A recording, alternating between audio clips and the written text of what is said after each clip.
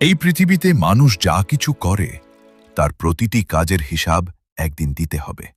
কেউ যদি মানুষের হক নষ্ট করে, অন্যায় করে, জুলুম করে, মিথ্যা বলে, মানুষের হৃদয় ভাঙে আর আল্লাহর আদেশ অমান্য করে জীবন কাটায়, তাহলে মৃত্যুর পর তার জন্য অপেক্ষা করবে ভয়ঙ্কর শাস্তি। যখন একজন খারাপ মানুষ মারা যাবে, তখন তার কবর হবে অন্ধকার আর ভয়ের জায়গা। চারদিক থেকে চাপ আসবে, নিঃশ্বাস নিতে কষ্ট হবে।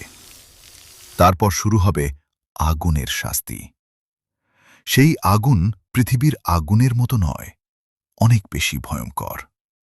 আগুনের শিখা শরীরের প্রতিটি অংশ পুড়িয়ে দেবে। মানুষ চিৎকার করবে, কিন্তু তাকে সাহায্য করার কেউ থাকবে না। যারা দুনিয়াতে হারাম জিনিস দেখেছে, অন্যায়ের দিকে চোখ মেলেছে, মানুষের ক্ষতি দেখেও আনন্দ পেয়েছে, তাদের চোখের জন্যও থাকবে কঠিন শাস্তি। দু চোখে জ্বলন্ত আগুনের শিখা ঢুকিয়ে দেওয়া হবে। চোখ পুড়ে যাবে, আবার নতুন করে তৈরি হবে, যেন শাস্তি বারবার অনুভব করতে পারে। তারা চিৎকার করে বলবে, হে আল্লাহ, আমাদের ফিরিয়ে দিন, আমরা আর খারাপ কাজ করব না, আমাকে আর একটি সুযোগ দিন। কিন্তু তখন আর ফিরে আসার সুযোগ থাকবে না। যারা অহংকার করেছে, মানুষকে কষ্ট দিয়েছে, নামাজ ছেড়েছে, গুনাহকে খেলনা মনে করেছে, তাদের শরীরে আগুনের পোশাক পরানো হবে। তাদের খাবার হবে কাঁটাযুক্ত বিষাক্ত গাছ, আর পানীয় হবে ফুটন্ত গরম পানি। সেই পানি মুখের কাছে নেওয়ার সাথে সাথে মুখের চামড়া গলে পড়বে।